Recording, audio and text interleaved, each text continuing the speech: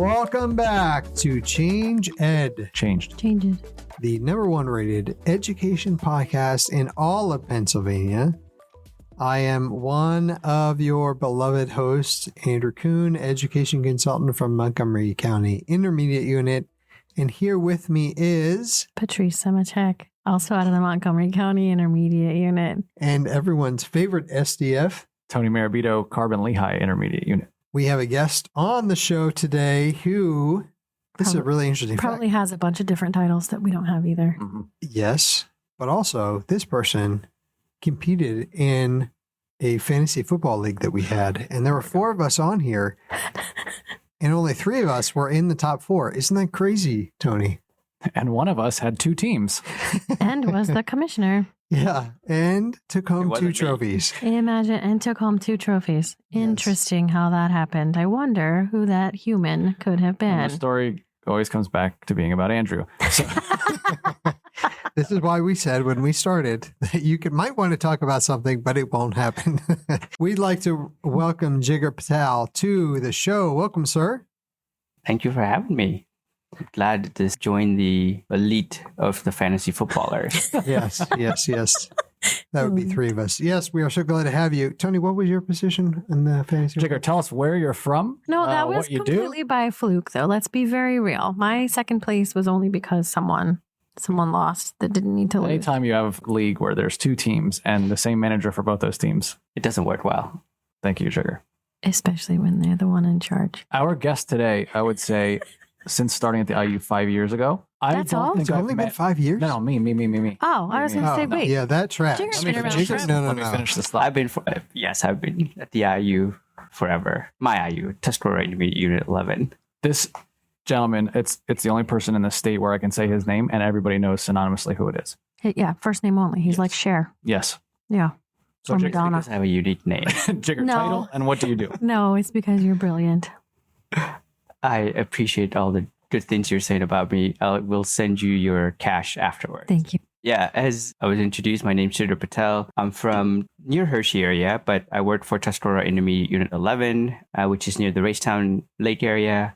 My official title is Director of Innovation and Special Projects, but that just means I do a bunch of stuff or whatever is thrown at me. And so I like to say I do stuff. That's a way better way of saying And he everything we do. does stuff well, because anytime I'm in a jam, And super cool stuff, too. yeah, I call Jigar for sure. So, Jigar, what do you do over there at Tuscarora IU as the Director of Innovation? So in the doing of stuff at RIU, we have a distributed leadership model with our technology department. It's divided up into sort of 3 parts. One is infrastructure, one is ed tech, that's technology integration, so on. And then the third is where I come in, where I sort of sit between the technical and the non-technical. We have over 100 different programs that we run, and then we have few that are fairly large programs statewide that we run. And so part of my job is to support statewide programs that we run with anything technology related, but also it goes beyond technology. It goes into the instructional side of things. They run a lot of courses online, and they're all sort of people in the field with early intervention. And so we run a couple large instances of Moodle that has over,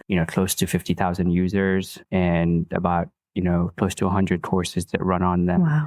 So I help sort of support some of the instructional side of those things, as well as some of the technical pieces of running those sites. And then the other piece is STEM and CS within RIU. So whenever our districts have any need with STEM or computer science, mostly with computer science, that's where sort of I come in and provide supports. To support what you were saying, Tony, Jigar is so popular that I've been trying to get him on this show for over a year. I've heard. His agent stopped returning my phone calls. I would stop returning phone calls from you too. Well, you have. That's why you don't even text me back. But It's that trade that you declined that I try to suggest. That's what it was. That's the fantasy trade, that was garbage. Anyway, sir, I want to hear about, because you're involved in a lot. You're doing a lot of different things. And I'm interested in this because of like all of our AI conversations and we as an IU and all of the IUs are doing work in computer science, because I know you're embedded in computer science, and I guess the question is, what does computer science look like now that we have this large language model of AI that exists? And, have you been part of, I'm sure you have, conversations of relevancy? Is this something that we are still teaching and doing and talking about? I mean, we are, but, these are things that we're hearing a lot with computer science. I'm interested in your perspective. With AI and computer science, I think the focus has been shifted. I would probably break it down into two separate areas. One is really understanding what AI is and how it actually works, right? And then the other piece is, as AI sort of becomes better and better, what's the role of computer scientists, specifically those that are doing the programming piece? Yeah. And software development piece, right? Because computer science is not just that piece. There's other parts of computer science. But that's a large portion of what we've been focusing on in education is the coding part. We start teaching elementary school students how to block code, right? Is that something that will still be useful and relevant? Yeah, I think they will be. Part of what I've been working on, or part of a larger group, is with Computer Science Teachers Association. They're revising their standards. And so the new standards are going to come out in July of 2026. And I'm on the writing team with, I think there's 35 of us on the writing team, with people who are brilliant across the nation. We were tasked with the idea that we want the standards to be relevant for the next 10 years, right? And so if you think about how fast AI has evolved. That's hard to predict because it looks different tomorrow. Exactly. So how do you write standards that cover the next 10 years, right? So one of the things that you'll notice with the new standards, if you're familiar with the computer science standards right now that CSTA has, these standards are endorsed by pretty much, quite a few different states. Pennsylvania has them endorsed. And so if you compare them to the new standards, there's going to be a lot more depth in the new standards compared to now. There's also going to be, you'll notice a shift that things that are covered in middle school in the old standards, snippets of it appear in the elementary. And then same with high school, that's sort of shifted over to middle school. That makes sense because the kids are more digital natives now. Exactly. Yeah. And then there's also different topics. The focus is more on things like machine learning and artificial intelligence. Programming is a big piece of it. Data science, data handling, data analysis is a big piece of it. Systems and security is also a piece of it that we don't think about, right? As AI gets better and better, there are more bots. There are autonomous bots on the web that are always targeting websites or just targeting people, right? For scams and so on. So network security is important. And then there's this new topic area called computing in society. As AI, machine learning, and the use of technology that's more and more embedded into what we do every day, especially with kids growing up only knowing AI, right? If you think about kindergartners in 3 years, they've always interacted with AI. They don't know what a world looks like before AI. And so what are the impacts of that? What is the environmental impacts of using AI? What are the ethical impacts of using AI? What are some of the policy impacts of AI, right? So the standards are really meant to address, how do you think about technology in general? We're still keeping that computational thinking piece still relevant and tying in some of those things to understand how technology works, but also going just beyond how it works. Jigar, if this doesn't apply, please just tell me, because you're much more intelligent than I am. But if I had to sum up the teacher shift when it came to science, it was a lot less of lecturing and a lot more of student doing and then a facilitation by the teacher. Do you see a shift in the same way that CS will be taught with these new standards, or what's your take on that aspect, and will it change a lot for teachers? I think it'll be a similar shift as you saw with steals. I think with the idea of phenomena, right? Like you're sort of discovering while you're learning. I think same thing will happen with computer science. What will be a little bit different, the standards, they're going to seem more rigorous. And so naturally what's going to happen is, how do we prepare teachers? Especially if you think about who teaches computer science in elementary, right? Some of those teachers are just could be librarians. Librarian, they're thrown into it. They have no background, right? And some of the concepts that are in the new standards are going to be things that those teachers aren't necessarily familiar with. And so it's going to naturally shift to be more student focused, where you're assigning students to do things and learn as they go along. Like and so you're naturally going to see less lecture from teacher, I think, at those levels. Yeah. There's going to be more hands-on activity. I think there's going to be more opportunities for like unplugged activities. Again, the focus is going to shift more towards computational thinking. And once kids understand how logic works, how abstraction works, right? How algorithms work, the rest of the things are just fitting the pieces together. Or going deeper with it, kind of what you're saying. Once you understand those major concepts, it's going deeper. So there's a computer science certification that's newer in Pennsylvania. From your perspective, are these new standards kind of aligning with that to where when we're getting to that level, it's necessary for you to have that certification? Or is it kind of opening up the door for it to be integrated into whatever subject so that, a math teacher, science teacher, ELA would be able to tie that in as well? All of the above. And I say that because one of my favorite parts about the new standards is providing a foundation for all students. So the focus is each of the different topic areas are supposed to be foundational. So the idea is that's what everyone needs to have a driver license, right? You want to drive a car, you need a driver license, you need to know minimum, right? That this is what your knowledge needs to be in order for you to pass the driver license exam. That's what we want students to sort of have, that foundational knowledge with computer science. And then what the new standards have is they have two things. They have one, specialties, which are focused around going beyond the foundational once they get to high school. Those specialty topics are, there are things like software, like going deeper into software development or cybersecurity. They're going deeper into like game design, right? Game development or AI, and so they become sort of a career pathways for them. In that context, those standards are written in such a way that you might need more than just your practice. You might need to take additional professional development to be able to support teaching those types of courses. And then there's a new topic, full category called ETS plus CS, and which is meant to be integration points into other subject areas. Oh, cool. So things like history, art, music, math, science. And ETS plus CS are written in such a way that it's bringing in some of those computer science concepts into other content areas and letting the teacher explore that content area with technology deeper than they were able to before. Nice. That's cool. It's real nice. And I say the deeper because now they actually have something that they can, I hate to say like assess, but actually they can see whether their students are able to understand the integrations or not. So like if a biology teacher wanted to do simulations with how bacteria multiply, right? And in order to do the simulation, maybe the students need to come up with an algorithm to figure out what's one algorithm that the bacteria follow in the way that they multiply, right? And so right now, like there isn't really a standard that assesses that, right? How do you make sure that you are covering the tech piece, but also the biology piece, right?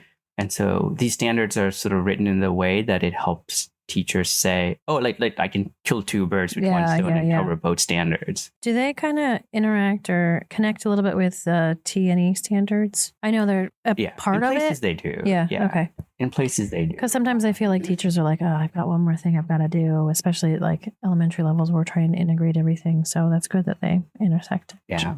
Like I know that tech and engineering standards are not just computer science because it's like a small subsection of tech and engineering, but at least being able to. I liked your example of the high school. That would be interesting to see how a science teacher and a comp sci teacher work together to come up with a way.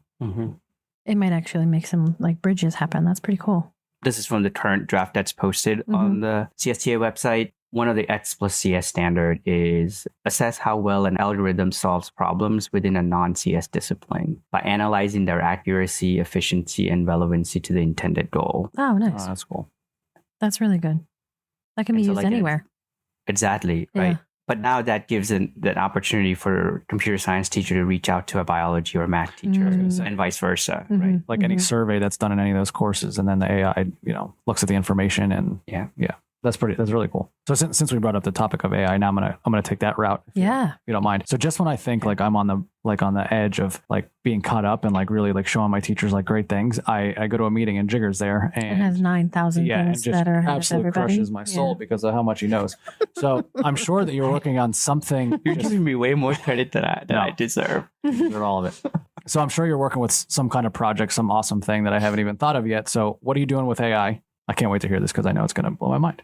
there's tons of tools out there, right? My two big things that I like to do these days nowadays, I should say, is, for how much people hate vibe coding, like I'm still a fan. Not that there's a lot of hate for it, but people think that it diminishes the idea of knowing computer science and learning about computer science and programming and things. But I think it actually makes you better. You focus more on debugging because the AI doesn't always get it right, and now you have to go. So you still have to know, Sure. right? You still have to understand how computer programs work in order for you to sort of vibe code. Yeah. That's one piece. And the other piece, I'm more interested because I serve a lot of rural parts of Pennsylvania. We have 9 districts in our region. They're mostly rural districts. Our smallest district is 350 some kids. It's one building. And it's also the district where a lot of people still don't have internet access. Which is hard to talk about computer science without internet access. Yeah.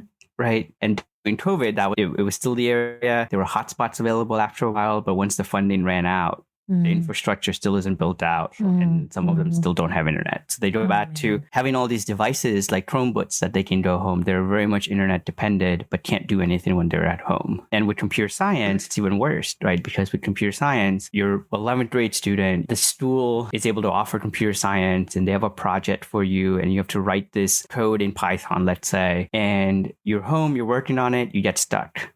What do? Well, you can't go on YouTube and look at anything, or you can't Google anything because you don't have internet access. Right. And even if you did, you don't have access to YouTube because it's not fast enough. You can get to, web pages and so on. But so it becomes a question of accessibility and affordability and equity when it comes to teaching computer science in rural areas where there's no internet access. So one of the things that I've been playing around with is I do a lot with Raspberry Pi, which is a small $35 computer. Do a lot with physical computing with it. And one of the things that I've been exploring is can you run a low-level large language model that's specifically focusing on teaching Python? And can you run it so it acts as a tutor for that student who doesn't have access, who then can not only develop on the Pi, because Pi is a computer, so they can go and build their Python program that they want, but they get a little tutor on the side that if they get stuck or need help debugging, they can ask the AI to help them figure it out or walk them through how figuring it out. I think that would be so powerful, not just for CS, but for anything. We're constantly creating Google Gems with teachers, or they're using school AI, and they're putting these tutors up there so that kids have help at home if they don't have a help from a parent or what have you. Whatever the case may be. I knew you were going to say something awesome. Being able to provide something that's not necessarily Wi-Fi isn't needed, right? I think that'd be awesome. The other big thing is I talked about it being an affordability issue. Yeah. The big problem with AI right now is it costs money. We're fortunate, and I say that we're fortunate as educators, we have access to it for free for a limited amount of time, right? But if you think about parents who don't work in education, for their kids to get access to an AI tool that keeps their data private, right? That's the key word. They can use the free version, but what happens with the free version? They're giving up their data. Right. And so for families to be able to afford AI, it's impossible, right? Because ChatGPT costs $20, Claude costs $20. Gemini. But Claude's kind of worth it. I love him. Oh yeah, me too. That's what I use. I shouldn't make it a human. I shouldn't make it a human, but I love. I don't Claude. use Claude, and now I feel like I'm behind because Jigar uses Claude. I feel so good about myself because I have been on the Claude train forever. So I feel good. If that's the one Jigar's using, I feel good. Claude is so much more efficient. So good. Yeah, I call it my assistant. So. Oh my gosh. So I'll put things into Claude and then I'll put it into Copilot and I'll be like, make the things that he said to make. Just go do it, please. Although I just learned the other day, Claude is now able to make PowerPoints and I almost died. I was very excited. Oh, I'll have to show you some Claude generated Canva. Yes, please and thank you. So. Yay! What, Tony? Jigar basically has his own Jarvis from Iron Man, and I'm still back here using. I need to learn from Jigar how to make Claude in my Jarvis because I use it for everything. I know it's so wasteful. It's so wasteful, and I need to remind myself not to use it for everything. But man, it's such a good thought partner. It is. It's so much better. Much better. Anyway, sidetrack. No, we can talk about Claude all the time. Look at Tony's face. But it does cost. She's got her hard eyes. I love it. I call it my boyfriend. It's worth the $20 if you have it. It is worth it. It is worth it. I will not feed my children for a week if I need to. But it becomes an affordability issue. It does. Right? It really does. Not everyone can afford to spend $20 a month, right? Like for some families, like it's a big deal. And if you get Gemini, that's another, $20, $30. So you're looking at least $60, $70 just on AI tools. And if you want kids to sort of use it in a safe way, in a way that it keeps their information private. And so I'm more interested in the open source models, which are freely available. Like Meta has their Llama, which is available. If you have ever played with Ollama and just downloaded that runs locally, you can download different models on it. I'm more interested in sort of how can we leverage some of those models because they're open source. They keep your data on device, so it's not going out to the web to sort of. It's a little more private. It's not using your data to train on the cloud. It's training it on the device, and there's less of a privacy issue. Now, all of these still have the same issues with the bias and so on, but at least it protects the information that you put in there. Yeah. And so running some of these models on the Pi, it's challenging. The other challenge is those large language models are really big. Yeah. And when you start compressing them down, and this is someone else explained this to me who's actually like works in this field of machine learning and AI, is that if you think about all of these models, they have numbers associated with them. So like if you go to Ollama, you can get a 48 billion model, whatever, right? 72 billion, and it's huge in file size and so on. When you compress the models down, the smaller you go, there's actually just a physical limit because of just how our physics works right now. Some things get lost. Yeah. Right. It's like compression of an image. Yeah. Right. Yeah. If you had to take a JPEG, you compress it down so many times, what happens? It gets blurry. You lose pixels. Pixelated, right? Same thing happens with large language models when you start to make them smaller and smaller in size. Some data has to get lost. And so how do you make sure that large language models are efficient and accurate when they're small? Well, that's what was going to be my question. I didn't think the Raspberry Pi had that much memory on it to be able to do. Maybe I'm not understanding it. You can run it. It's going to be really slow. It can run limited amounts of small language models, but the Pi 5, there's an AI hat that you can get. So like it costs about $100 and you can have it so it runs pretty decent models on it. And it's not going to be fast, right? You're going to have to wait. But, patience is part of learning. Fun skill. It's also better than not having anything at all. So exactly. Yeah. That's kind of where we are. The other challenge is like, how do you train them to do certain tasks? So like, I don't need it to know the history of the world. Right. Right. What can you do? I just want a Python tutor. I just wanted to focus on teaching me how to learn Python. I don't care about all the other stuff. And so how do you just train it on that? And how do you make it more efficient? So that's the piece that's the hard part about it, because you can put a model that is a tutor. It's not going to be that great. Well, but if that's the most intended use is to be the tutor, then if that's what you're getting, then that is actually not a bad price to be able to do something like that in a non-internet friendly area. It's pretty cool. It's actually really cool that you're able to do something like that. Andrew's awfully quiet this episode. He doesn't do technology. Yes. No, I do Andrew Intelligence. It's AI, right? Been holding on to that all day. I can tell. Wait for it. That one's come out a million times. You haven't heard it before? No. Well, that's obviously Tony doesn't listen to the podcast that we create. He doesn't even listen when I talk. So, well, there's a reason. You know what I really appreciate? With someone who's already knowledgeable about the content or about the topic, it's an amazing tool, and it's a thought partner, and it can push things further. But for someone who's not knowledgeable, it could actually be really dangerous, because you'd be like, well, look here, it's right here. Well, yeah, especially those, and then they just accept it the way that it is, not recognizing the bias or the other issues that are in there, not proofing it. Correct. Yeah. Which I think is why verifying it. Yeah. This mission of access and equitability is so important, so that there's lots of us versus, well, we always kind of start believing what's put in front of us. When we have the ability to question, to think about it, to, even using the skills of CS that you were talking about, the computational thinking, like how is all of this being able to be big thinkers? Well, not to go deeper to that, but one of the things that I always talk about in the professional development that I do is all of these tools are great, like Magic School, School AI, right? Like Gemini, GEMS, whatever your preference is. All of these third-party tools are great, but we should be concerned that there's 4 large language models that we all are dependent on. Yep. Like OpenAI's